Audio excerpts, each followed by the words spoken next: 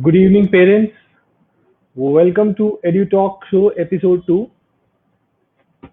We are just about to begin our live show. We are waiting for our guest to join us. Kindly bear with us.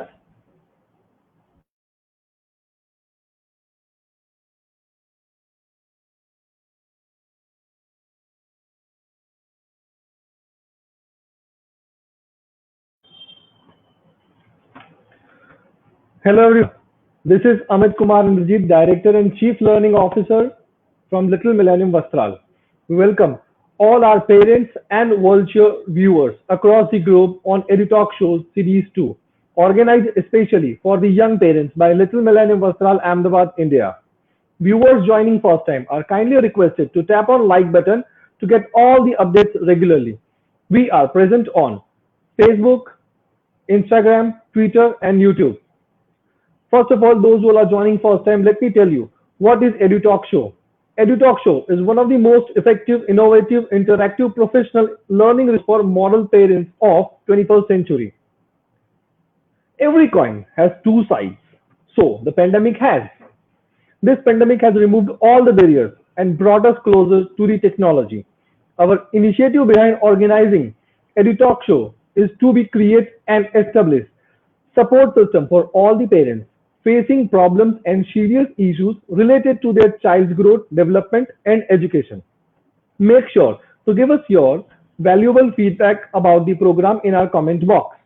So, without taking much of your time, let me call upon on the frame our expert panelists.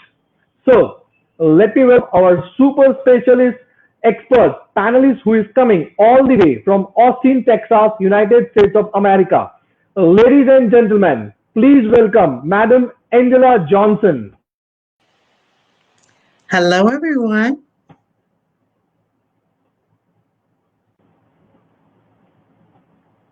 Madam Angela Johnson, welcome to India.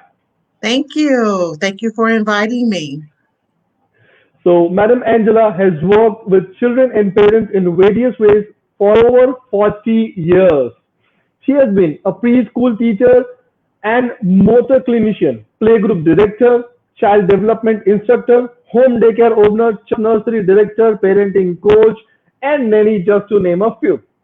Currently, she serves families in the capacity of newborn specialist, lactation educator, and new parent educator. Many of the families she works with call her the third parent. Her specialty is infants and twins. Angela holds a degree in early childhood education and is certified in special education. That's great. Angela is passionate about child care providers. This passion led her to start a weekly Facebook live broadcast for the Nanny community called as the Nanny. Angela serves as the director of Nanny service for the United States Nanny Association.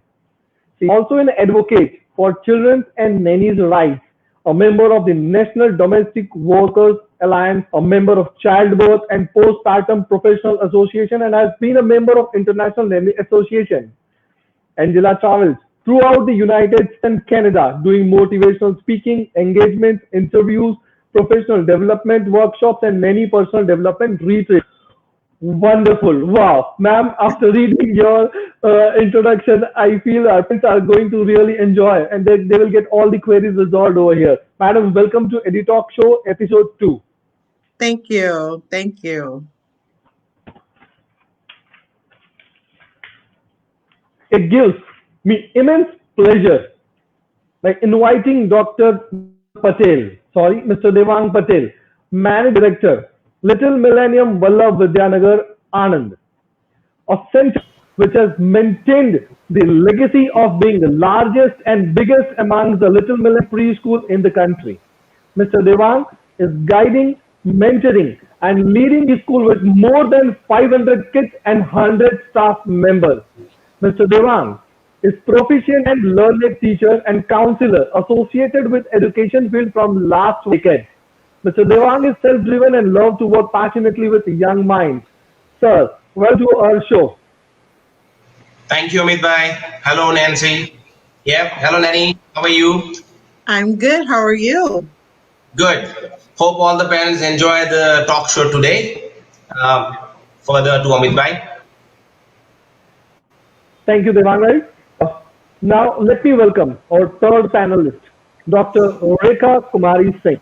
Dr. Rekha Kumari is the principal at Anand Law College of Legal Studies. Dr. Rekha is certified yoga trainer and also working as a mental health coach. She is also well known as a yoga trainer mentoring young parents. Dr. Rekha is associated with education field from last 3 decades. Welcome, Dr. Rekha, to the EduTalk show. Thank you. Thank you so much, Amit, for lovely and kind words. In fact, it is really a great honor for me to be part of this EduTalk. In fact, this is a time that we should give something back to the society. And my warm greetings to all the panelists, parents, and all the viewers. Thank you, Amit. Welcome, madam.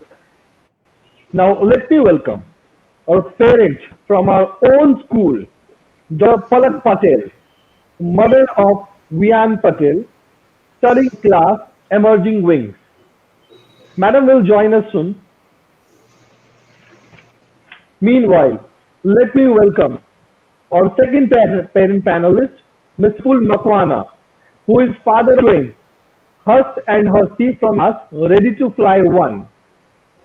Sir is an alert parent who is always ready to participate in all the activities around the year. Welcome to our show, sir.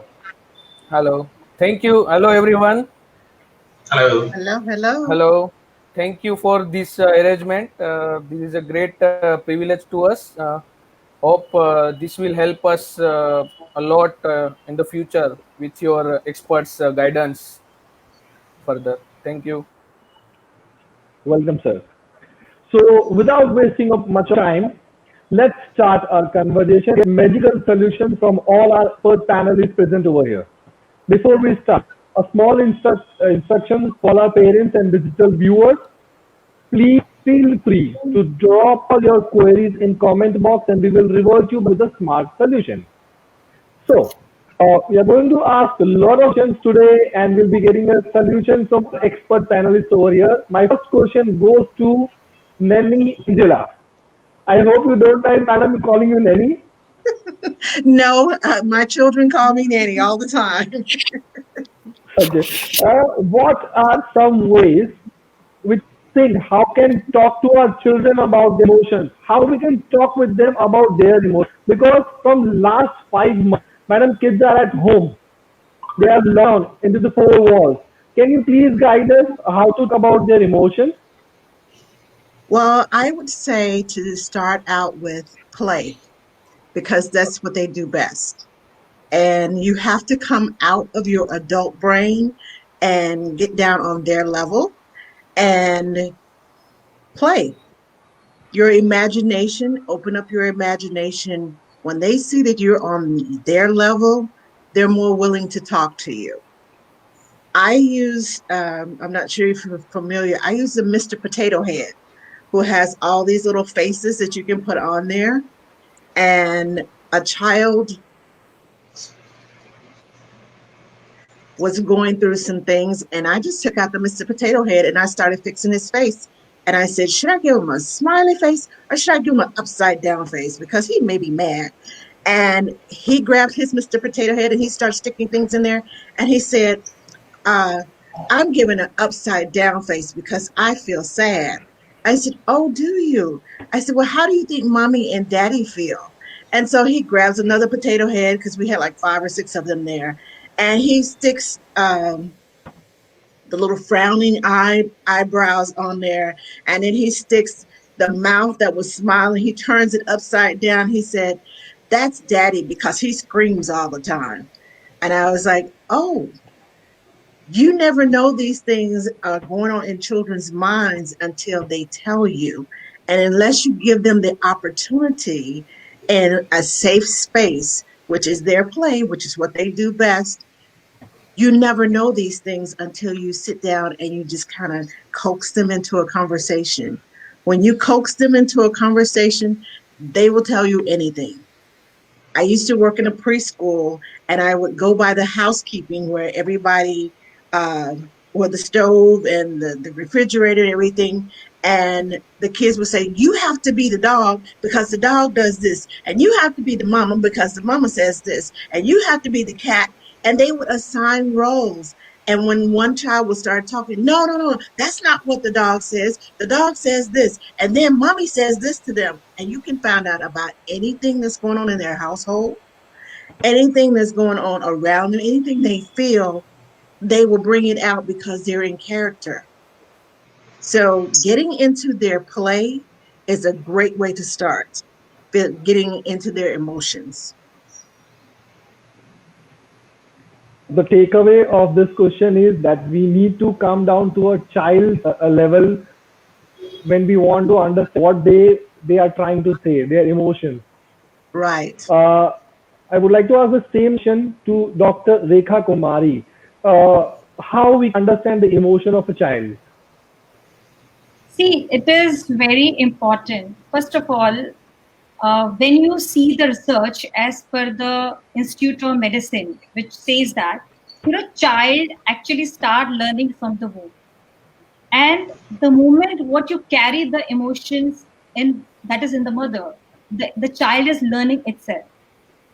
And slowly, slowly, if the time schedule and the time goes away, the child is connecting. For example, let's take example of three kids. Okay. For example, let's take example of Mr. Devang, Mr. Amit, and myself. We all three students, those who actually want to pursue and pursuing in that is nursery. Okay. And one child is actually learning and going from the first day during this COVID-19, that is through online virtual learning. And the other child, Devang, he somewhere thought that, yes, I should start after 6 months. And Rekha, myself, that I started after 1 year. The moment I have started learning every day consistently with my mentors, with my peer groups, with my friend circle, then what happens that I try to understand and try to express my emotions with everyone. And through that, it actually builds that is connection, and we express our emotions with each and every person. And the most important, we always says that there are 3 E's in our life. That is, one is education, the other is environment, and the third is experiences. So building routine actually helps to develop the social well-being in a child and which connect with everyone. So I believe that from the initial age, the moment we relate, we connect with everyone, we are able to understand the emotion of a child. Thank you, Madam Rekha. I'll go with the same question to Mr. Devang Patel. Sir, can you please give us any one example, because we know that you have two beautiful daughters and they are preschool age only. So how you are dealing with them these days, especially the lockdown? From last 5 months, they both are with you at home. Yes, I mean, it's obviously like the emotions are the first most thing, like every parents might be going through right now. The same thing, the child also feels that, but they are not able to express that in the form of actual vocabulary or sort of like expressions that they need to show it to the parents or their peers. So like they get like tantrums, like currently from past 90 days or 3 months, 4 months, they are locked down into 4 walls. Like they are, if they are anger also, like they have a sort of rigidity, they cannot express through vocabularies. So like first of all, like they imitate their parents. What we do, the same thing goes to the kids. Obviously, it's a part, like they imitate their mom, their dad, and they try to enact that thing. So whatever the expressions are being given by us as an adult to the kids would be expressed by them in the form of their activities, like whether they do with their dolls, like with their cars or pets or everything. So it's a vocabulary that they develop from us as a parent, from the adults, and they try to put it up in their own routine in the play form. So like I would say, whatever we give them, the same thing is being given back to us in the form of expressions or the vocabulary, or an like what we say emojis currently using on the screen. Like it's a facial expression. They would give it to us, right? So I would say like expressions are the most important feelings that they are trying to show it to us right now. Well said, Mr. Devang. So let's welcome our own parent. We were waiting from long, Dr. Patel. Dr. Hello. Patel is the mother of Vyan Patel studying in our emerging wings. That's study. Dr. Palak Patel is the chief dentist smile designer at Home Hospital Vastral. Dr. also a mature poet and an avid reader. Dr. Patel is blessed with 3.5-year-old little son who made her more productive and high achieving professionally and personally. I must say, apart from a good reader, Dr. Palak is also a very alert and active parent. So welcome to our show, madam. Thank you so much. It's a privilege that I'm sharing this screen space with such experts, and I'm looking forward for the tips and trick how to behave, how to deal with these tantrums and all. That my kid is, as you know, that he is a high maintenance one. So yes, without wasting time, let's continue with the talk. Okay. So, Nanjala, today we are going to bombard you with the lots of options and expecting a solution from your end. Okay. So, next question to you, Madam, is what are some good practices to put in place for a parent and child self-care? I'm sorry, I didn't understand the last word. I'll repeat. What are some good practices to put in place for a parent and for child self-care? Okay. So self-care is very important. If parents don't get enough rest, we get tired easily. We get angry easily. We lose control. Our tempers come to the forefront. Your children have less, their temperament comes forward quicker than yours does. So if they don't get enough rest, they're going to react quicker than you would. If you don't get enough rest, you have to show them it's time to go to bed. You have to show them, okay, we're going to exercise. We're going to get out and play and get away from the screen time. Even if it's just in the backyard, create a soccer game, create a made up game. I make up games all the time. They have no rules. So when the kids win, they're happy. But the self-care, you have to have a routine. Keep your child on a routine as much as possible. They know what to expect next. And when they expect something, their routine goes a lot more smoothly than if you change day by day by day by day, because they don't know what to expect. When your emotions change, their emotions change. They feel you. If you think about a newborn baby, I work with babies a lot.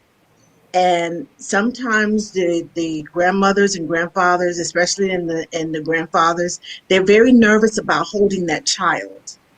And that baby can tell it. And that baby will start screaming and squirming like, okay, I don't feel safe.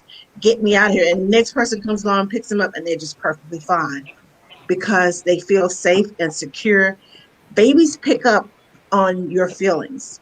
Children do too. If you are angry and yelling like the little man with the potato head, nobody knew Daddy was yelling all the time because that was his demeanor. The child felt that Daddy was yelling all the time, so he picked up on it. Everybody else was like, oh, that's just the way Daddy is. But that child has a problem with Daddy yelling.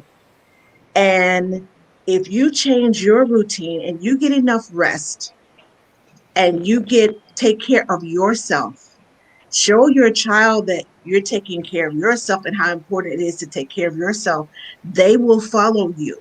Children will do what you do quicker than they will do what you say.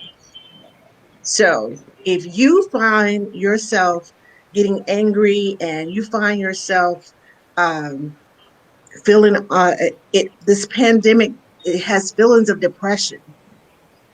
Find a way to release your anger. Find a way to release that pent up tension By exercising, read a book, listen to music, dance, whatever you need to do to get it out.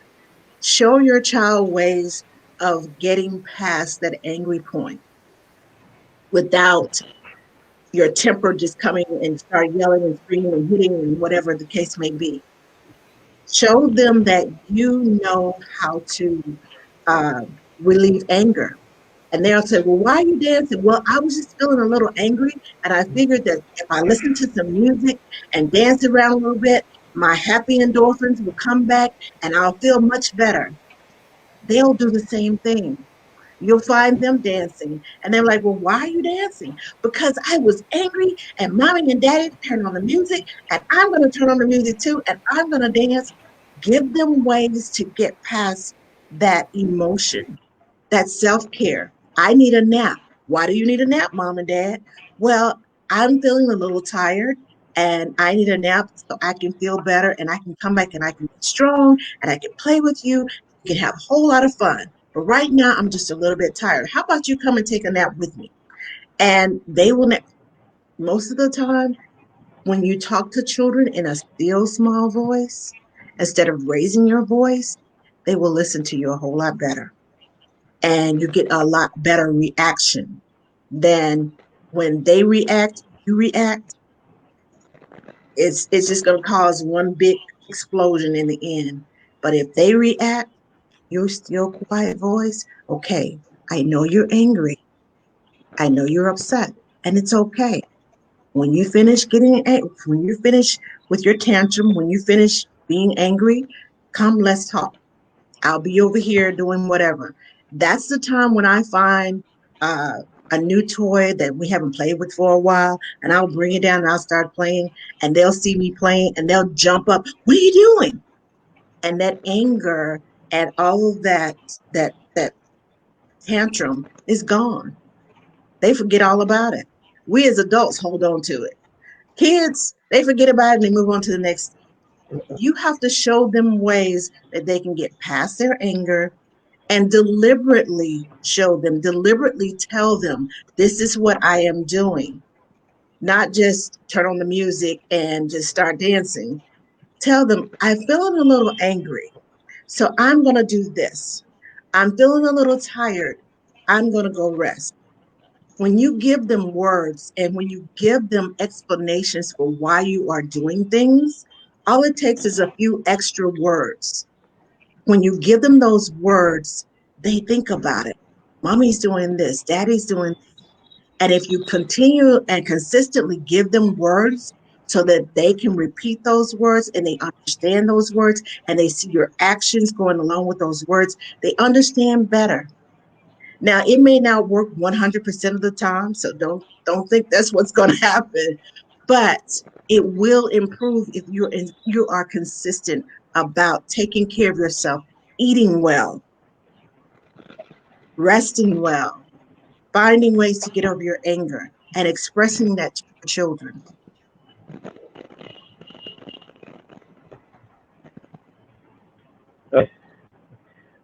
So, madam, one more question related to your the same one only. Ma'am, many a time it happens that parents do not accept when their child is playing tantrums or is having some other difficulties. As I have also seen that you have done, you are expert in the special education. You deal with the special children also. So, can you please tell me, is it possible a child can go through, become a victim of depression or be stressed out? Why especially I'm asking you because during lockdown, such kind of queries are coming from parents. Can be a child become a victim of depression? I am not a doctor, but in my experience, yes, children do get depressed. We don't think about them being depressed, but they can get depressed, and that's why you have to use your words. That's why you have to explain to them. That's why you can't. If you see them sitting quietly and their behavior just all of a sudden, I would be concerned. I would go and talk to them, start playing with them, and try to get that emotion out of them, because the more you talk to them, the more you get them involved, the more you become childlike. And sometimes just give them 2 minutes. You can say anything you want to, whatever you want to. There's no repercussions. You won't get in trouble. Just give them 2 minutes to just scream, yell, do whatever they want to do. And you listen to them. Children want to be heard. And when you push them away to the side, oh, just go play with something. Oh, I'll be with you in just a minute. Be intentional. Put your phone down. Come away from the computer. Get away from all the screen time and focus on your child. Because most of the time, when children start reacting in strange ways, it's attention that they're seeking. Whether it's good attention or bad attention, attention-seeking behaviors means there's something that's going on inside of me that, I just need somebody to, most of the time, they just need somebody to talk to. Now, if you have a child that has special needs, then I would definitely seek medical attention. Simply because, like I said, I am not a doctor, so I cannot say this, I cannot diagnose a child. I don't feel comfortable diagnosing a child, but I will tell you, just from being in the child care field for over 40 years, when children start having certain behaviors and they certainly change, there's something usually going on emotionally inside of them. That may be an easy fix. It may not be an easy fix. But if you take the time to talk to them and focus on them and give them that extra attention, they might probably, more times than not, they will tell you what's going on. Okay. Thank you very much, Nanny. So now my second question will be to Dr. Rekha Kumar. Madam, why is a daily routine and schedule so important for the emotional well-being of a child? See, it is very important nowadays that, the moment we have, first we have to understand what is schedule and what is routine and why we need to plan. Now, whenever we are planning any schedule, means there is something structured planning throughout the day with the purpose of achieving some objectives, right?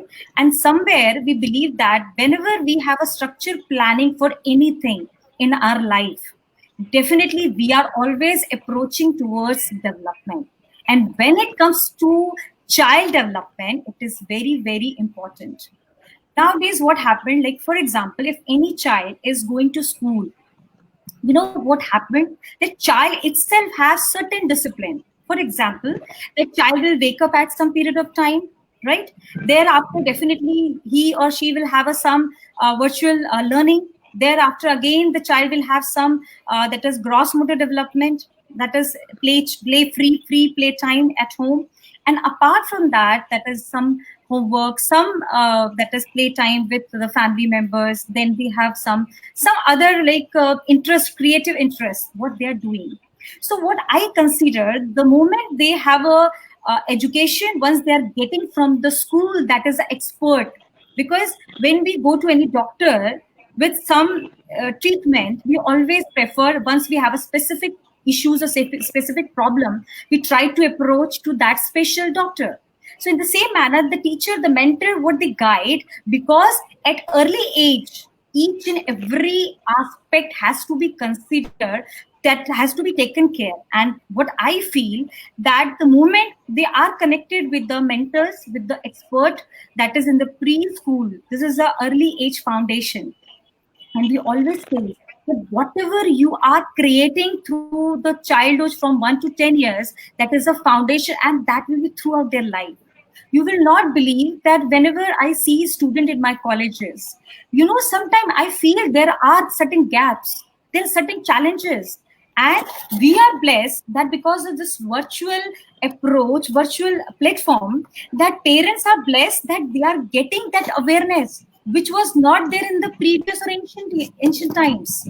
So this is how, once they're connected, Nowadays, in fact, few families in Mumbai and all, they have a virtual playtime. They are planning with the kids. So I believe the moment they have a connectivity with the parents, whether with a teacher, with a mentor, with a that is friend, definitely that is their emotional being is considered, and that will can be shown the difference that is after later age of their life. So it is very, very important to consider that each and every parent should take care of these early age. Okay, okay. Thank you very much, Dr. Rekha. So now let's take a review of our parents. Both parents are present over here. How they are managing. First, I will go to Dr. Palak.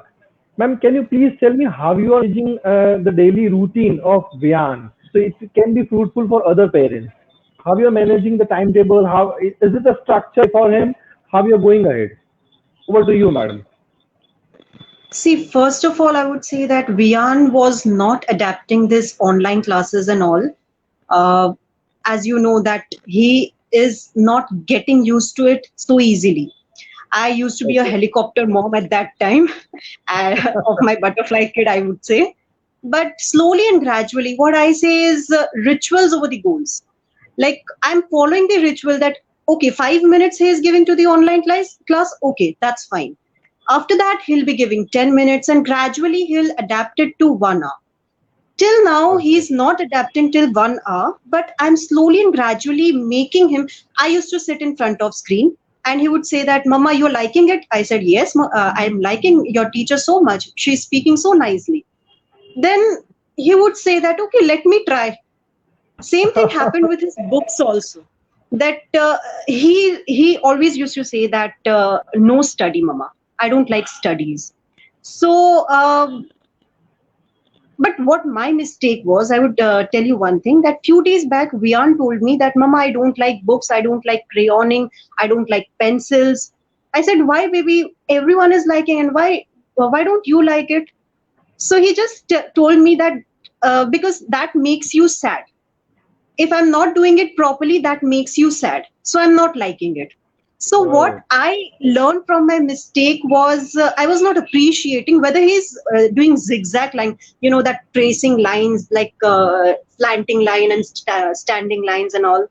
He was not tracing it properly. So I used to say that we are not like this. You have to do it in a straight way. But rather, I should have told him that, beta, you are holding it so nicely. Tomorrow you'll hold it, your grip will be more better. So I should have appreciated him in that way. So now I'm practicing that thing. That yes, holding pencil for us is a very easy task, but for them it's a very tough task. So let us make a ritual that I'm making a ritual of making him learn these things. Like brushing teeth is important. Same way learning is important. Slowly and gradually they'll achieve their goal. Straight line ho jayegi and everything will be easily smoothen it off. But yes, we should appreciate their each and every steps. That is what I believe. I learned from him actually that appreciating is really very important, whether it's a small thing or a big thing. So over to you, sir. wow. That's a great line. Appreciation is very much important. That's what Little Millennium teachers are doing. So next, I'll come to Mr. Vipul Makwan. Sir, you are father of twins, Hust and Hasti. And from day one, I Yes. have observing you that you are participating in all the activities around the year. So right now, from last 2 days, I'm in touch with you first Yeah. session. You told me that you are working home. So Yes. please tell me how you are going through this phase. When you're working from home, there are two kids, one device going online in the morning, your working hours, madam's working hours. So how managing? And let me tell you, all the panelists, that till date, Hus and Hasti were present all the days from 4 June till date. Were not absent from a single date. So clap for them. Thank you. Uh, yes, Sir, over to actually, you. yeah. Actually, we are trying our best to give the good education to our child, to give a good nurturing to our children. But it is really being a difficult to handle twins. I must say that. initially, no, not initially, but also always we are thinking that we have a grace of God, but sometimes we feel that we are punished by God also, because at the end of the day, we are really fed up with these two, because they are one type of playhouse in himself only, themselves only. Means always doing mischief. If you will see my complete home walls are completely colored, everything messed up, every toys has been destroyed, everything. And both have a mutual understanding. Means Hurst is very good at food. That my boy Hurst is very good at food. He is eating everything properly, everything. And Husty is a very much foodie type. She likes juices and fruits and sweet dishes only. So at the end of the day, Hust will ask something good food. So I will obviously give him, because he has eaten everything very good for the whole day, and that benefit taken by the Husty, because I cannot fed alone to the Hust. So emotionally, she will blackmail to us, because Husty is eating, and then Husty will. I cannot see my daughter looking at me that I am feeding to us the good foods. So this is the one problem we are facing. Then another thing is bribe. Means I have read the one somewhere in the article that defines problem. Disorder defines disorder. Means the toys is messed up in the room everywhere, and then if I will say, then please collect all these toys and put your books properly in the cupboard, then they will immediately say no. Then I have to give them some bribe. I will give you some chocolates, or I will give some juices. Then they will do it immediately. So initially we did that bribes also, but sometimes we think that this is not good to give the bribe to a 5-year-old children. What will they learn when they will be at age of 25 or 30? So then I started some scolding also them, that you are not doing that right. Then they will start crying. So then again it is a problem to us, because uh, there are two. So this is really being a hectic problem. And uh, uh, nowadays I'm doing work from home, so sitting beside the laptop all the day. I have a meeting and everything right now. Even just now, to attend this meeting, I have to give them the cartoon in the mobile, rhymes in the mobile. That's why they are sitting in the another room. Otherwise, I would not be able to attend this meeting. So uh, this is really a tough time for me, especially while I'm doing the work from home. Okay. So after this, I'll to Devang sir. Nanny, you can understand his problem, and I want a solution from you because you are a trainee and handling the twins' parents also. So can Oh you wow! please give solution to him? Oh my goodness, you sound like the classic parent. They are doing the classic. Um, they're double teaming you, first of all. And I would say when you're in your meetings, yes, TV time, whatever, the laptop, the tablet, whatever, is probably necessary. But when it comes to the eating and you bribing them, are you giving them a heads up, as in, okay, we're going to start cleaning up in 5 minutes? Or are you going in and saying, okay, it's time to clean up? Because children need time to transition. If you don't give them time for their brain to say, okay, in 5 minutes, I have a time limit. And sometimes you physically have to take a timer. I have a timer, little egg timer, and I let the kids turn it. I said, okay, we're going to number 5. And it also teaches them numbers while we're counting. There's number 1, number 2, number 3, number 4, number 5. They turn it to number 5. And I make it the timer, not me. When the timer goes off, the timer is your enemy. I'm not your enemy. So when the timer goes off, it's time to clean up. Now, with my smaller kids who can't tell time, and I know we only have like 2 minutes, so I was like, okay, let's turn it to 5. And they'll turn it to 5. I'll say, okay, I'm going to put it up here. And I'll turn it back down to like a minute. I said, okay, when the timer goes off, we're gonna clean up. And when the timer goes off, their brain is like, oh man. I said, oh, it's time to clean up. And I'll start singing the cleanup song. And I'll start picking up toys. And even with the little ones, if I have to do hand over hand, well, I have to put their hand on the toy. Okay, let's take it over here. You start out with taking their toys and taking them. It takes longer. And that's why I turn the timer back, because I know it's going to take longer to get all those toys in the bin. And if you have twins, one is put in, one is taken out. So you have to grab both of them at the same time. Let's grab a toy. Let's walk over to the toy box. Let's put it in. And once they start getting used to it, when you start singing the cleanup song, when the timer goes off, it's just like Pavlov's dog. When he was feeding the dog, he would ring the bell. And after a while, when the bell rang, he knew it was time to eat. It's just like that with children. When the bell rings, it's time to clean up. So they will start cleaning up and start singing the cleanup song. It may not sound like the cleanup song to you, but in their heads, it's the cleanup song. So we clean up and we have a song that we clean up to, and then we transition to something else. You have to give them time to transition. As far as the feeding time, if your daughter likes sweet things and fruits, I would, I have a way of hiding vegetables. I love to cook, and my kids love spaghetti. Well, I take the marinara sauce and I put spinach and carrots and zucchini and red and green bell peppers. I grind them up in the blender. I pour it in the marinara sauce, and then I take spaghetti squash. They don't know about that.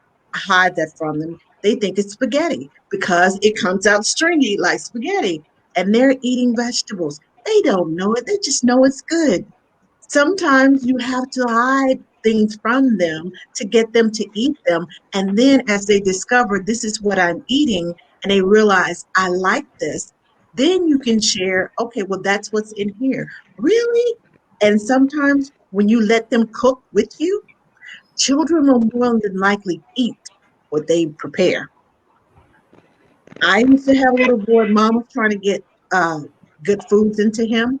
We used to make smoothies. We would put spinach and bananas and strawberries into the blender with some yogurt and a little bit of milk, and we blend it up, and it tasted sweet. He couldn't taste the spinach. It looked green. I said, we're gonna call this the green monster because it's so green. And he was like, yes, the green monster. So he was all excited about eating it because he was eating a green monster. And that if you make a game of it, if you make it seem like it's the best thing in the world, they will eat it. If you're trying and you're saying, I need you to eat your vegetables. Come on now, eat your vegetables. Why aren't you eating your vegetables? They're not going to respond. If it were you, would you respond to that? You would, you'd be like, would you stop bugging me? Leave me alone. I don't want them. I don't like them. But you won't verbalize that. You're just be sitting there like, kids are the same way. They're little people. And if someone comes and nags you and bugs you, I need that paper right now. You promised me it last week. Give me that email. You get frustrated. Your children get frustrated the same way, but they get frustrated 10 times faster. So if you make a game of it, if you make it seem like the best thing in the world, change your approach. And when you change your approach to eating and you model eating with them, do you sit down and eat with the kids? Are you all eating as a family? Yeah. Okay. So when you model good eating and you talk and you're having family time and you're talking and you're having conversation, sometimes when you leave children alone to their own devices, they will try things. When you let them cook it. Okay. I'm sorry. Yeah, of course. Means we are doing lunch and dinner together only. We all four, and of course at the time of lunch and dinner also, I have to start the cartoons in the TV. Then only they will eat. So that is also one type of bribe, otherwise they will not, they want it. And I'm surprised that they can pass a whole day without eating. Wow. Yeah. So by at the end of the day, I have to prepare something, their favorite dishes, and then only they will eat. Otherwise, no, no means no. They want it. Okay. Okay. Yeah. Well, like I said, you have to be consistent and you have to try a little at a time. Just like mom did with her child, and she said, I don't like doing it because you're sad. Well, she changed her attitude. She changed her approach, and now he feels better about it. You're gonna have to change your approach, and not so many bribes. And it will. You have to stand up to them. And I know that's hard to do when the kids are screaming and crying, but you have to be consistent with them, just a little bit at a time. Not all of a sudden you just kind of go cold turkey. No, but a little bit at a time, and gradually feed them into what your plan of what you want to do. Because once you have created that habit, it's hard to break it. So you have to gradually, with kids, find them something else that will distract them, find a better habit for them to latch on to instead of the bad habits that you don't want them to do. Find ways of talking to them and encouraging them using different words instead of nagging them. Make it something exciting. Make it something, and I don't know how you're going to make vegetables exciting unless you find something. I have put vegetables on a plate, made a little sunshine with the carrots and things like that, and they thought they were eating the sunshine. I have done the little sandwich, food art. That's what I'm trying to say. Food art. If it looks cute on the plate, they might try it. And even if she only eats one bite, praise her for that one bite because she did eat that one bite. Don't say, well, you only took one bite. Well, to her, that was a big deal. When you make it feel like I'm still disgusted with you because you didn't eat all of your food, praise her for that one bite. Praise her for that, for even trying it out. In my home daycare, we had a 2-bite rule, a no thank you rule. And you take 2 bites, you don't like it, no thank you. Cool. But children have to try things at least 10 times before they can decide whether they like it or not. Because it's just like giving you a piece of chicken and you want a steak.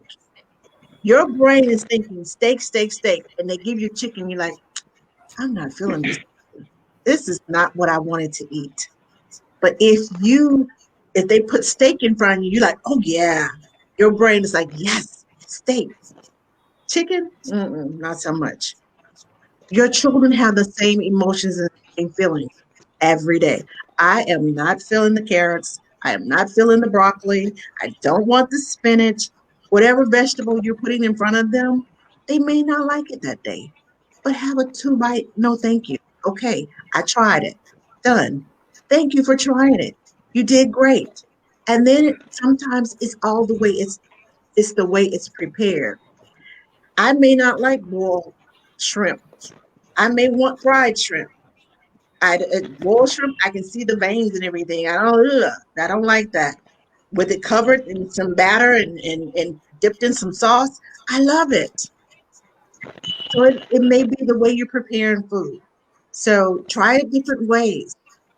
And don't just serve it one way. Try different ways. I always look up on the internet, okay, what new way can I make this vegetable so my kids will eat it? So those types of things, try a different approach. If it doesn't work the first time, try another one.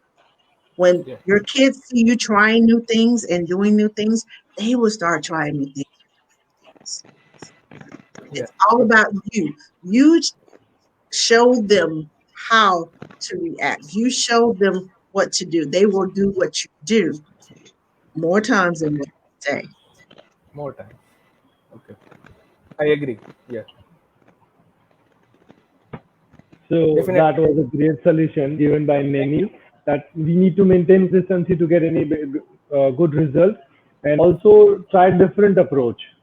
Yes. Yes. So we'll move ahead with our one more query for parents. Now I want a different view from all our panelists, including parents also. I'll start from Mr. Devang Patel. Sir, what are your views on discipline without shouting and spanking? Because during this lockdown on virtual classrooms, I have seen parents are yelling and shouting on parents. They want their child to be disciplined. They want their child to sit in front of camera for 20 minutes or 40 minutes. A lot of parents are commenting us or texting us. What can be a solution from your end, sir? Over to you, Devang. Um, Basically, it's related to the structured routine, what we need to establish first from our end as a parent. First of all, as what we do as a daily routine, waking up like in the morning, taking bath, brushing, everything is in a part of a structured routine. The same way the schooling part, again, it's a structured routine where the kid has to be by 9 o'clock in the front of school. They have to start with their assembly and everything. But during this pandemic time, like all the routines have been disturbed. We start waking up like around 9 o'clock, 10 o'clock. It's a different routine for each and everyone at this moment. So the structured routine which has been established earlier before the COVID-19 has entirely hampered. So now again, it's the challenge for both parents and the school to bring the kids back to the routine. So if the kid comes up like or wake up like 8:45 and they have a class like 9 o'clock, they need to be ready with their bath and everything, be in the front of the screen. Currently, parents also give the breakfast in front of the screen. So again, that is beyond the routine what they used to do before going to school. But still, due to the home learning and home work from home for parents as well, entire routine has to be scheduled in a way where the kids be ready before the time. We are not forcing them to be upfront, like we don't want to punish them if they are not in the screen like before the time or anything. It's like whatever they give the time around 10 minutes, 15 minutes upfront in the screen. It has to be welcome and appreciated. We don't want like the parents to bully them like or hit them why you are not ready with before the time or sort of thing. We just want to encourage them that your teacher is here. You will start with your prayer, with your assembly and everything. So be ready with the routine beforehand. So if the routine starts by 9 o'clock, the parents would be required to make them ready by 8:30. So at least they get an half an hour time to play and be with their books and everything in front of the screen. So we don't want like parents to just start annoying them or like in the morning like just rushing off with all the routines and everything. We don't like want to say that like try to make their routine again back to normal, which has been before 3 months, 4 months. So at least it's a hard call for all the parents and the kids as well. So I would say it would take some time, like as 4 months of vacation has been there for all of us. After any holidays, like we are rejuvenate and relax. So it has to be upfront. We need to be on our feet. So it would come up, but slowly we have to help them out to be on track. So over to you, sir. Thank you. Thank you, Devang, sir. Now, we would like to know your, Dr. Rekha, that do you Yes. think that to train our child, to discipline our child, is the shouting and Yes. spanking is the only way? The first thing which I would like to ask to the viewers and the parents, normally as a parent, we always have lot of expectation from the child, right? That this is what we want or we require the discipline that child should follow. Now, my question is, what you really want in your child, like what you want to see after 5 years, after 10 years, where and what quality you want to see in your child? That is the first question asked to yourself. Now, the second question, the moment you ask yourself, then it is you are the role model for your child. Now you have to start practice because the child is observing you, that through their observation they are trying to imitating. That's why we have seen the moment they see the teacher in the class, they try to copy same thing in at home, and they're trying that my ma'am, my teacher is telling like this, and this is the something which has to be done, and they are so much firm what they believe. Second, sometimes it happens, yeah, because of this COVID-19, the parent also have lot of pressure because of the job and other thing, right? So sometimes it happens the moment that you want the child should be disciplined, and sometimes it happens the parent intentionally doesn't want to have that shouting on the child.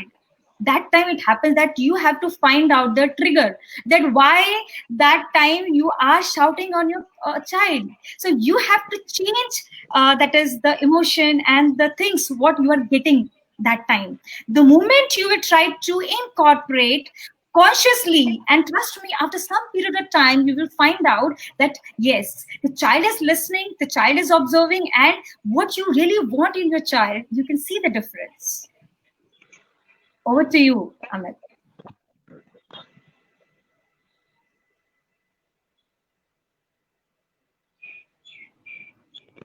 Amit. Thank you. Sorry.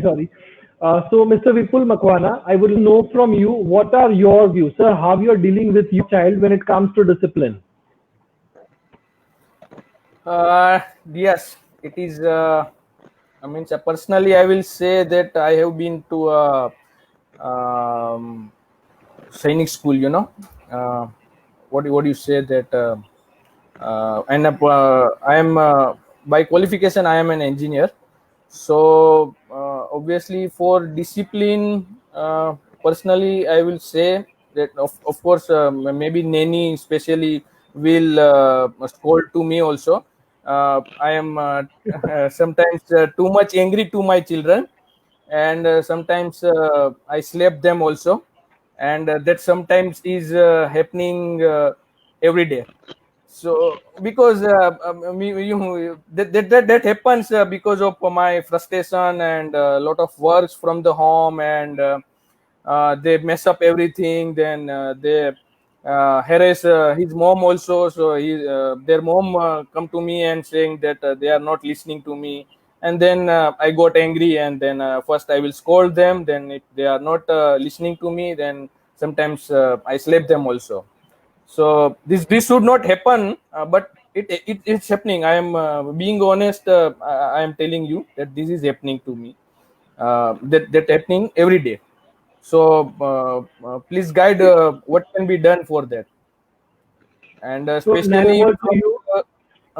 yeah, from Sir Devang Patel also, I would like to get some experience, because he has twins also, and actually me and my wife only we are living together. My parents are living there at native only, so we don't have anyone who can guide us, like So I'm getting the guidance from the experts and from the books only. So, Nanny, basically, he lives in a nuclear family, father, mother, and two children. So now we need your views, a solution from your end, how to discipline a child without spanking and shouting. Over to you, Nanny. Well, first, it goes back to self-care.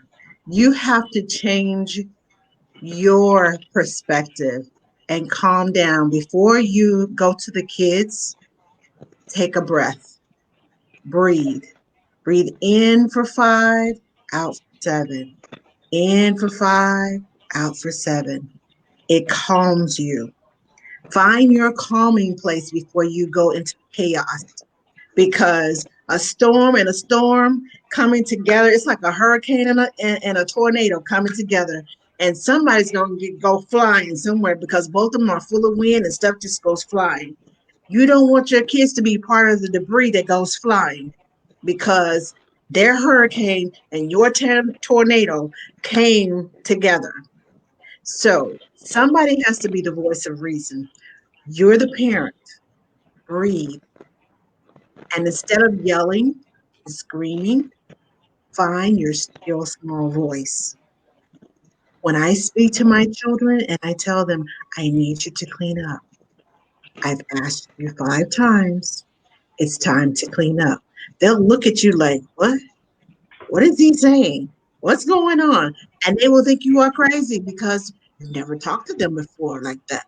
And they will be like, uh-oh, we must really be in trouble, because still small voice catches their attention. It does something in the brain, and it catches their attention, and they're like, uh-oh, what's wrong with daddy? Don't match their yelling. Stay here. Don't come up here with them. Stay down here. When you are calm, it calms them. They'll bring their voices. It may not work the first time, but if you are consistent, consistency is key. Yes. Breathe. Even if you feel yourself getting frustrated because they're not doing what you're saying, breathe. If you have to ball your fists at your sides and stick your fingernails into the palms of your hands to make you realize, yeah, that hurts. And when you hit them, it hurts because you're teaching them frustrated behavior. They're reacting with frustrated behavior. When you teach them calm behavior, they'll react with calmer behavior. And notice I said calmer, not calm, but calmer, because they're still children. They will emulate what you do. They will imitate what you do. And when you remain calm and cool and collected, they will bring their hurricane down to right about just a raging thunderstorm. But it's progress. And the more you do it and the more you stay under control, the more they will become under control. You set the climate for your house. If you're angry and you're stressed because you got a meeting and they're doing this and doing it, breathe. The breathing exercises not only work for your children, but for anything else. If you're stressed about it, breathe. Calm yourself down. The extra oxygen that goes to your brain, it helps those endorphins in there to like, okay, I'm settling down. If you want to do some breathing exercises, yoga, whatever it takes to calm you down before you walk into that storm. And even when you're in the storm, you have to remind yourself, calm down, don't scream, don't yell, calm down. In the back of your head, you say those things, repeat those things to yourself. And your children may not react the first couple of times, but the more you do it and the more they see you reacting differently to them, they will start reacting differently to you. So it starts with you. And no more bribing. Not with chocolate. Wonderfully, madam. Give them something good to instead of chocolates and things that they want. Give them an alternative to those things. If that's something that you don't want them to have, because a lot of times kids that are full of sugar, it just hypes them up. It's like us on coffee, espresso coffee. If you're drinking 10 cups of espresso coffee, you're like this all day long. If your kids are on sugar, they're like this all day long, especially chocolate. All day long. You're feeding into the frenzy. As long as you keep feeding into the frenzy, they can't help themselves. If you drink all that coffee, you can't help yourself. You're just like this and you're wound up like a ball. Your kids are too. So stop feeding them the chocolate and the sweets. If they want something sweet, give them a piece of fruit. It's a natural sweetener, not all that sugar. So give them something more natural, or some crackers or something other than all that sugar. Because what I'm hearing is they're on sugar and they're bribing you several times a day. And they're on sugar, and the more you add to that sugar, it's like adding fuel to the fire until you get a raging forest fire. You started out with just, okay, there's a fire in the campfire, and then somewhere a spark flew and it caught onto the tree, and the tree is burning. And then you feed them more sugar. Okay, well, then we spread to a couple more trees. And then before you know it, by the end of the day, you got a forest fire, and you have that every day. If you have forest fires every day, it's not a good thing. Try giving them something different. If you have to bribe them with something different. Try a different approach. And that way, and try and start with yourself. If you're drinking a lot of coffee, and you're not eating healthy, that affects how you feel. You feel sluggish and tired. Goes back to self-care. Make sure that you're okay, because you cannot pour from an empty cup. Yeah. Did I answer your question? So, Yes, of course. I got some tricks from all your explanation. First, that obviously I will try with that timer, or I will buy a bell, Okay. and I will see that how it will work. Of course, I will try that. And second, that for food, yes, of course, I tried several times to make a good, some exciting dishes, but they only eat only little only. So 1 or 2 times we did that, and then they are not eating properly. They are only eating little only. Then we thought that they are not eating too much, and we are doing hard work for this. Why to do that? And then we dropped that idea. But now, yes, as you explained that we have to continue that, and one day they will start complete. They will finish that dish definitely. So we will accept that approach. We will do that definitely in the future. And of course, for anger, yes, I agree that I have to manage our anger, especially.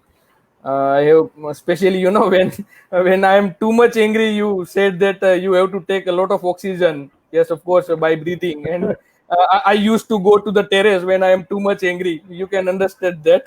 uh,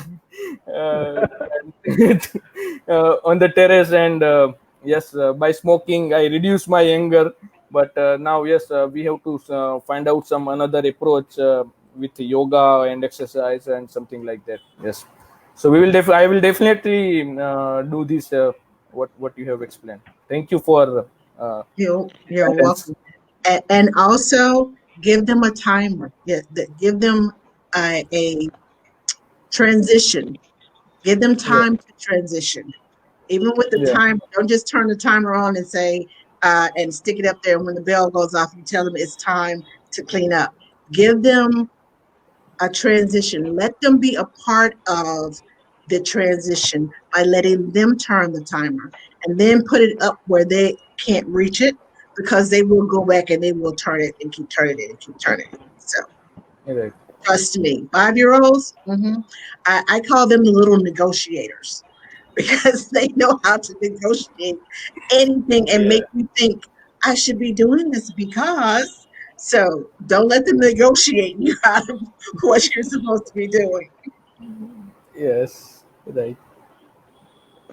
Of course. so Nanny has given a very good message to the parents around the globe that no brides, no sweets, no chocolates, I didn't say no and chocolates. You can give it to them as a special treat, but don't continuously give it to them all the time, all day long, Thanks. because that sugar builds up in their body. And if they're not drinking water, water is important too. It has a lot of oxygen in it.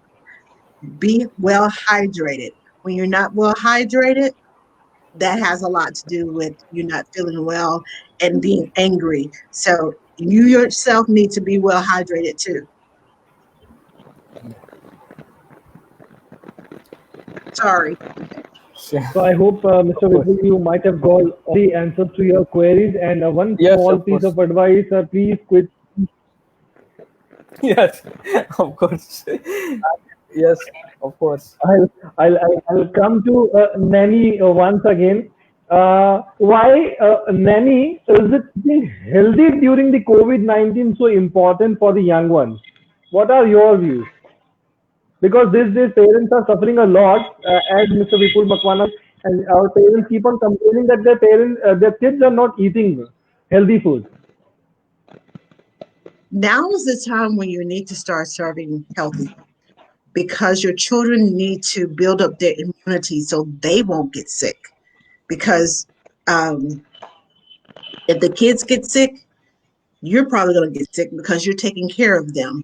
And if you're not taking care of yourself and you're not eating healthy, taking vitamins, making sure you have plenty of fruits and vegetables and staying hydrated, I learned that when I get sick, even with my allergies, I have seasonal allergies. If I drink plenty of water, the fluid washes all, it just kind of cleanses the inside. That's why I said get plenty of hydration. That fluid cleanses your inside. It helps to move all that nasty stuff out of your body. When you are eating healthy and staying healthy, it's important for not only you to be healthy, but for your kids to be healthy. And there are ways that you can explain to your children, we need to eat healthy foods so that we won't get sick without scaring them. There are children's books. You can read books about it. Spend more. I know you have to work. After work, unwinding with your children is a good idea. Just sitting down and listening to them talk, just listening to them play, and modeling, picking up their toys after they get done playing. We don't transition from one activity to another, picking up from this one. All those things come into play. And staying healthy and having healthy routines and making sure we stay on schedule. If you're getting up at 9:30 and expecting them to be in front of the TV for their lesson at 10 o'clock, you haven't given them enough time to transition because you're going from sleep. It takes at least, most kids, unless they're just like this, they're and I don't know most kids who are like that. When they wake up, they're like, I don't want to get up. I just want to sleep. Oh, leave me alone. And because they're feeling, I'm at home. I'm here all day long. Why do I need to get up out of the bed? If you change their routines, get them up a little early. Start that routine instead of, okay, today you get up at 8:30, tomorrow 10:30, tomorrow, the next day 9:30. Have a scheduled routine so they get used to that routine. Give them time to play. Believe it or not, play helps with learning. If they get all that extra energy out, they're ready to sit. When you just plop them in front of the TV, they haven't had time to get that morning energy out, they're not going to be ready to sit. And if possible, don't sit them there for 15, 20 minutes at a time. A child's attention span is not that long. So expecting them to sit and do things for 15 to 20 minutes in front of a screen, the only way they're going to do this is if they're watching cartoons, something that they really want.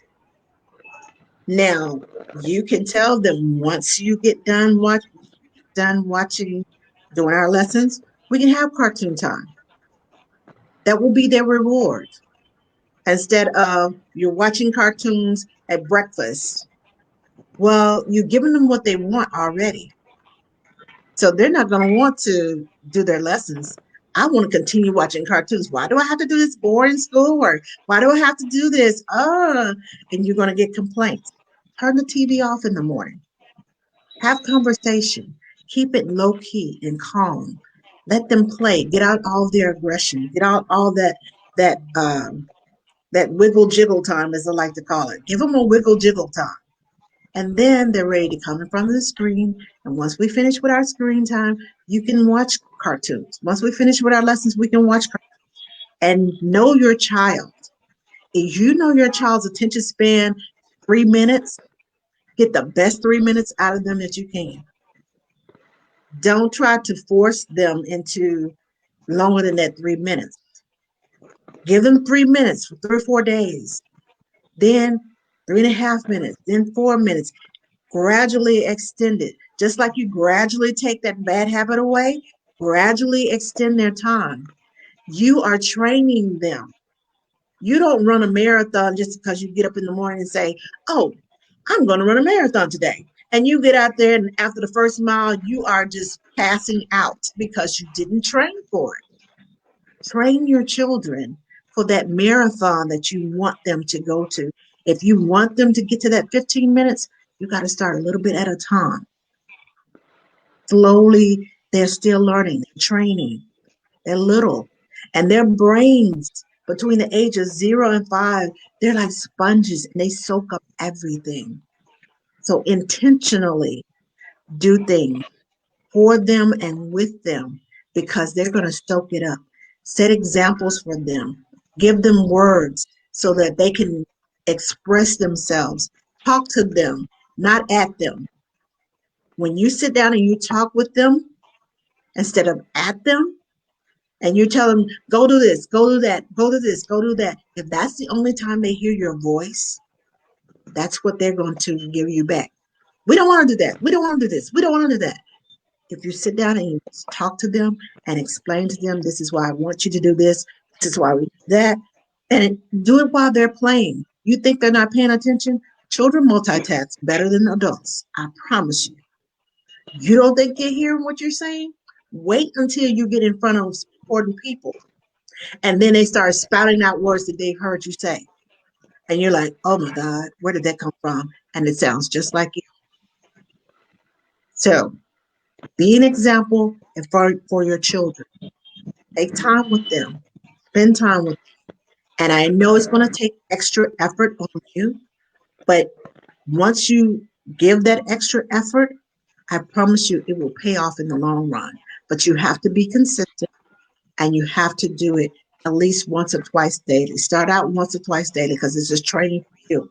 If you're not doing it on a consistent basis, start out once or twice deliberately, sitting down, talking with your children for at least 5 minutes. You'll find out what's going on inside of them, and they'll feel safer, and their emotions will be so, they will calm down because you're listening to them. Sometimes, excuse me, sometimes all they want is to be heard. It's important that they're little, but they have a voice, and respecting them and listening to them is just as important as your colleagues respecting and listening to you. Answer the question. I always have to check, make sure I got it. Covered all bases.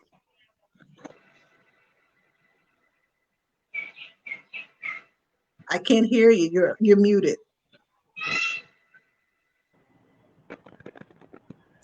Very wonderfully you have explained. So we are running out of time. Very quickly, I will ask my next question to Dr. Rekha Kumari.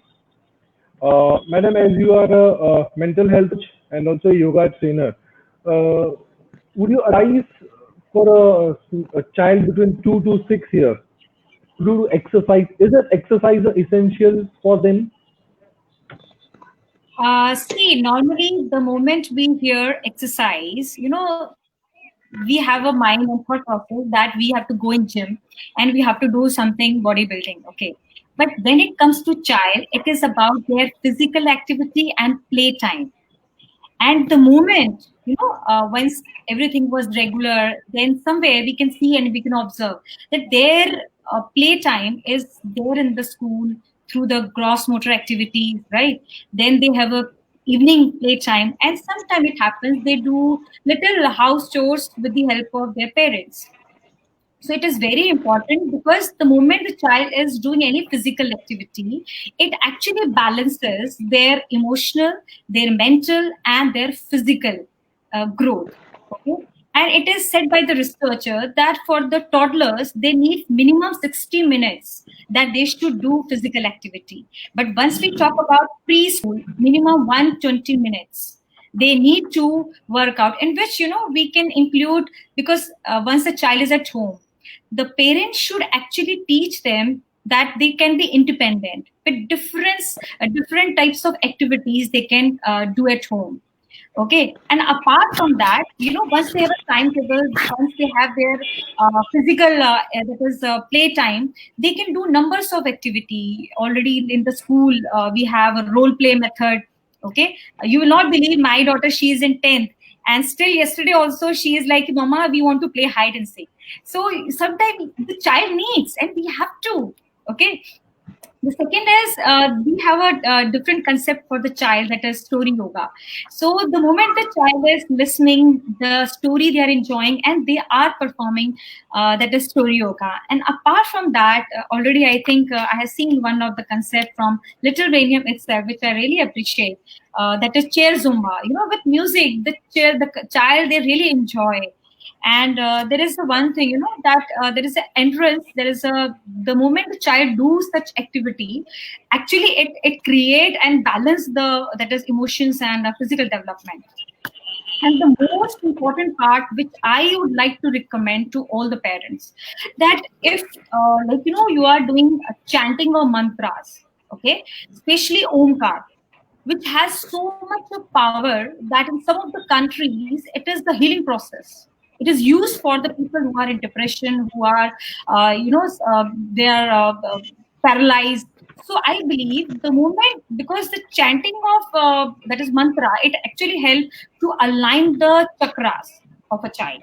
Apart from that, the moment the child is doing this, it has, focus, concentration, mind power, development, everything can be ensured. And mantras can be anything, whatever they are having, they practice it at home. So I would suggest to take away for this, especially that they should do it. And during this time, trust me, like when I used to, like my nature was very much, I was very much disturbed when anything happens wrong.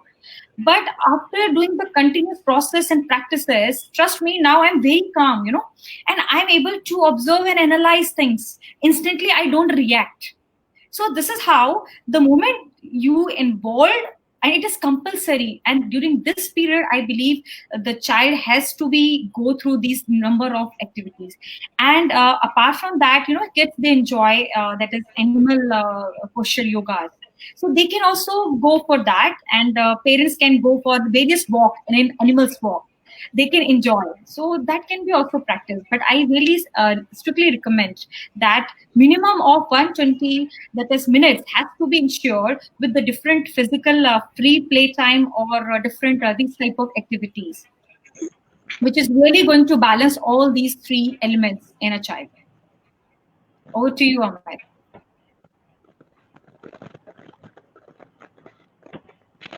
Thank you, Dr. Rekha.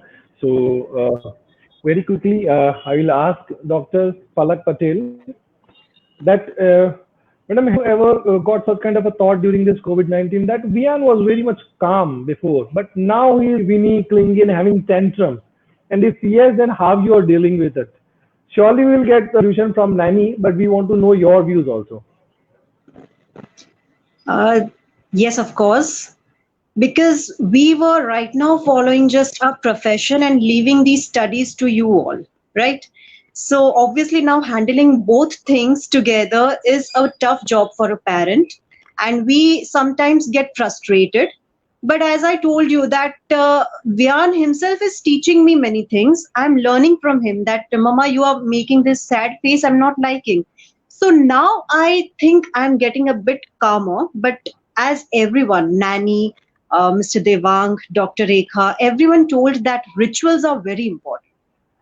Yeah. So what my schedule right now is, I start my OPD at 7 o'clock in the morning, which is too early for everyone. And the reason is at 10:20, I have to be with Vian on his classes. That schedule should not get break. And after that, when my husband goes back to his OPD, he's an orthopedic surgeon, he goes back to his OPD, and I come at home. Then again, I go at 12 o'clock to attend my OPD. So you can just think that how we are dealing with this. It's like a rocket life right now. So dealing with such things, frustration is very common. It obviously, when Vian shows tantrum at that time, it's very common that you get frustrated and Vian, please do this thing, what I'm telling you. This thing comes very naturally. But in this 3 months, slowly and gradually, we learn that no, this is going to stay long. Pandemic is going to stay long. And these frustrations, we don't have to show it on our kids. That we can deal with each other if we want to. Husband and wife can deal with that. But yes, now it is smoothened off. And most importantly, I would like to say that talking with kids, from the day one when Vian was born, I used to talk with him. I used to read books to him. And that controls their anger also. Along with us, they also get controlled. Change the topic if he's not liking the topic. Like yesterday, he asked me, Mama, why don't you dry your clothes on gas. You eventually need sun, you need heat. Now, why are you drying at gallery? I said, like, for us, it feels like it's a foolish question, but they are learning things. Yes, thinking it in a different way, he saw that heat is important to dry clothes, right? So drying it on the stove is also important. So I answered him in that way that no, this is the thing, it will get burned and all that. Or else I would have, like, in frustration, I would have said, go and ask your papa, I don't want to answer you. But this is my habit that I always used to talk to him. I always used to answer him. And this thing has made him control his anger and my anger too. And following rituals like Mr. Devang said that brushing teeth and bathing is important. Same way we have to make learning, make discipline. Discipline is a goal. Ritual is something they will understand. Right? Discipline is a goal and we don't have to focus. They don't understand that. What is goal? They don't understand goals. They just know that I'm doing it daily. So this is important. I have to do it for 5 minutes, as Nanny said, that 5 minutes, 10 minutes, 15 minutes, and gradually they will adapt to it. And that is what we want. But scolding will make them, they'll get away from it. They'll think that this is something that I'm getting scoldings from this. So I don't want to go to screen. I don't want to learn. I don't want to go to teachers. I'll do improperly. I'll do some zigzag lines, and he will. And teacher would say that no, this is not the right way, and mom will scold me. And as I discussed it with you also, that he was getting away from these screens. He was getting away from these schools. But after controlling the anger that I'm practicing, I would say from 10 days, I'm smoothing it off. Everything is smoothened off, and he is sitting for more than 45 minutes on screen, which is really a very big thing for me. From 10 minutes, I have reached till 45 minutes, which is really important. And that is what we want. Controlling anger is really important. So yes, I did it. Dr. Palak, you are doing a wonderful job. To all the digital viewers and my all expert panelists, let me share you one thing. Dr. Palak has never kept her tools down.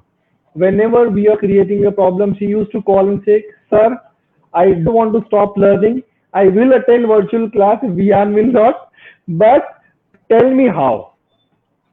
Learn should not stop." So, ma'am, you are doing a wonderful job. We need such kind of a parent during this pandemic. Those who don't want to keep their weapons down and they are not thinking of dropping the year. So, madam, salute to you. We appreciate your behavior. Now, back to Nanny. This will be a last and we are running out of the time. And let me tell all our digital viewers that Nanny has woke up early today, 5 a.m. just because of us. Because Austin, Texas is 10 hours and 30 minutes back from us. Clap for you, ma'am. This will be a last question. Ma'am, tell us how to handle a child when he is played tantrums, he is winny, he is clingy, and most of the parents call us and ask, "Sir, what has happened to my child? Sir, behavior is a very big problem to us. पहले तो बहुत अच्छा था, she was very good previously, but now what has happened to my child?" Can you please answer? Nanny, over to you.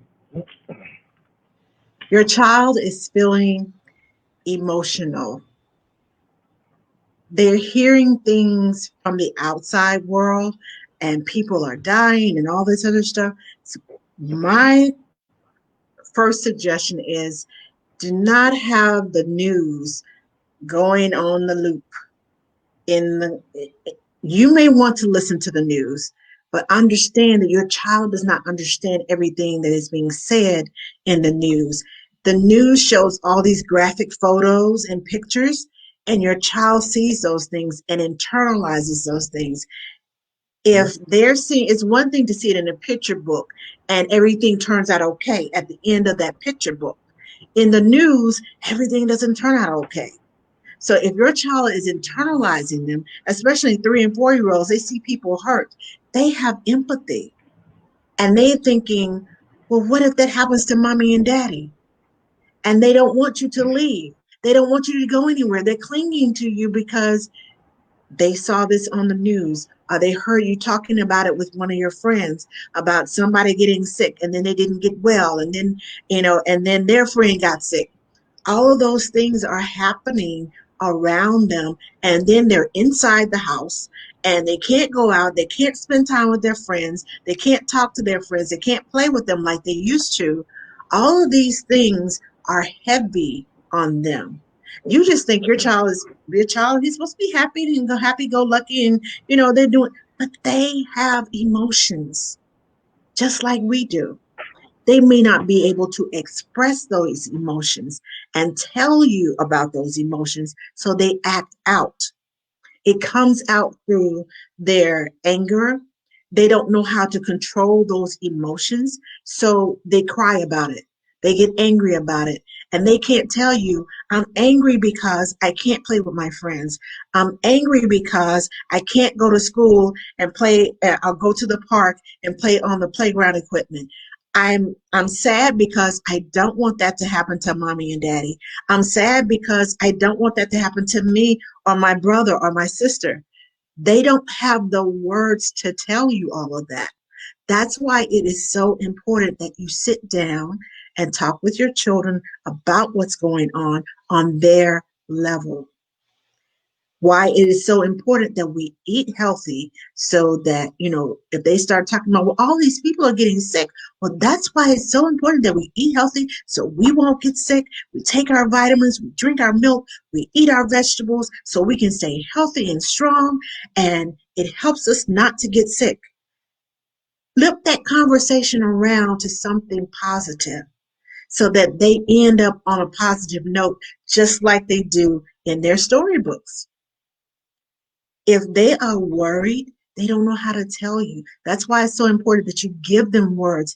This is why I am eating healthy foods, because it's going to keep me healthy and strong. This is why I'm going to take a nap, because when I get up, I feel so much better. I'm ready to face anything, and nothing can make me upset. Because when kids get tired, they get clingy, they get angry, and know your child's triggers. If you watch your child long enough, I work with babies and I understand their cries. There's a cry for hunger. There's a cry for I'm wet. There's a cry for, oh my God, come get me, something, just a catastrophe just happened. I am hurting. They have that scream, and you know those cries if you listen. That's why it's so important that you sit down and talk with your child and listen. They may say one thing, but when you interpret what they're talking and you get the gist of that conversation, you realize they're scared, they're hurting, they're emotionally confused. And it's up to you as a parent to talk to them and tell them and explain to them, this is why we do this. This is why we do that. This is why we have these rituals. This is why we go and exercise. And it's not just going to the gym. It is a soccer game. It is hide and seek. It is throwing the ball back and forth in the backyard. It is sitting on the floor and rolling the ball back and forth between. It's crawling on the floor. Let's see who can do. It's about taking a big box and making it into a tunnel. And you're crawling through there with your kids and see who can catch each other while you're crawling. It's about creating different activities. It's a change of your whole routine.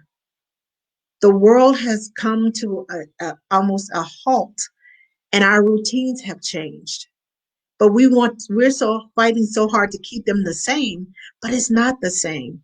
As adults, we try to keep it as the same as much as possible. But as children, they're not used to being cooped up in the house. They're not used to not doing things. Why can't we do this anymore? Why can't we do this? And you have to fulfill those days with things that they can do. You have to fulfill those days with with activities, brand new activities. Look something up on the internet. Find something new to do, something exciting for them to do. And they look forward to doing that. Oh, what are we going to do tomorrow? What's our adventure for tomorrow? Create an adventure for them so they look forward to it. And that in itself is a good bribe. There are different adventures. Oh, well, if we don't clean up, we won't get to do this and we won't get to, and at the end of the day, we won't have our adventure. Now that's a good bribe. Find something adventurous. I don't care if it's creating a kazoo out of a toilet paper roll, that put the wax paper on the end and a rubber band and you are making music all over the house. You have to act silly. You have to not be afraid to come down to their level.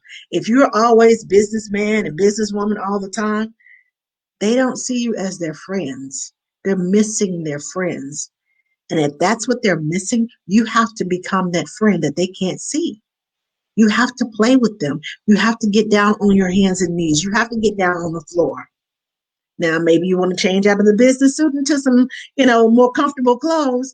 But when you're playing with them, be present. Don't be, yeah, I hear you. And you got your phone. Okay. All right. What did you say? Yeah. They know that you're not paying attention to them. They can see that. And that's when they will do something and really make you angry because you're not paying attention to me. So let me do something to get your attention.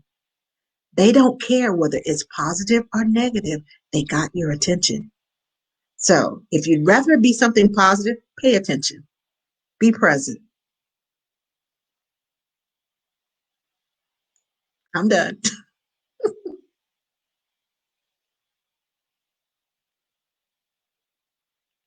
You're on mute. Extremely sorry.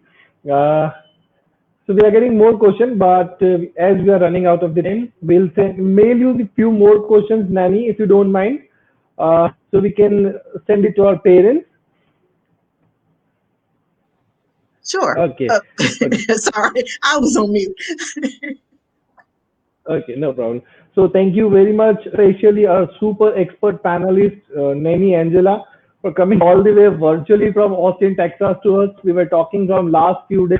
Although the demographics were different, tradition and culture was different, but still, what I understood being an education is that expression, emotions are never different.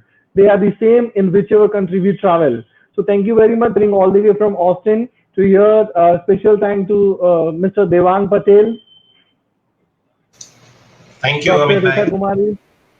Thank you. Thank you so much, Thank you. everyone. Thank you. Thank you, everyone.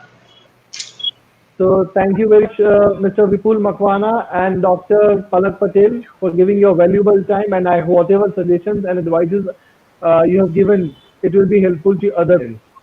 So bye-bye everyone. Thank you. Bye Thank bye. you. Thank you. Thank you. Bye. Take care. Bye. God bless you all. Thank you. Thank you.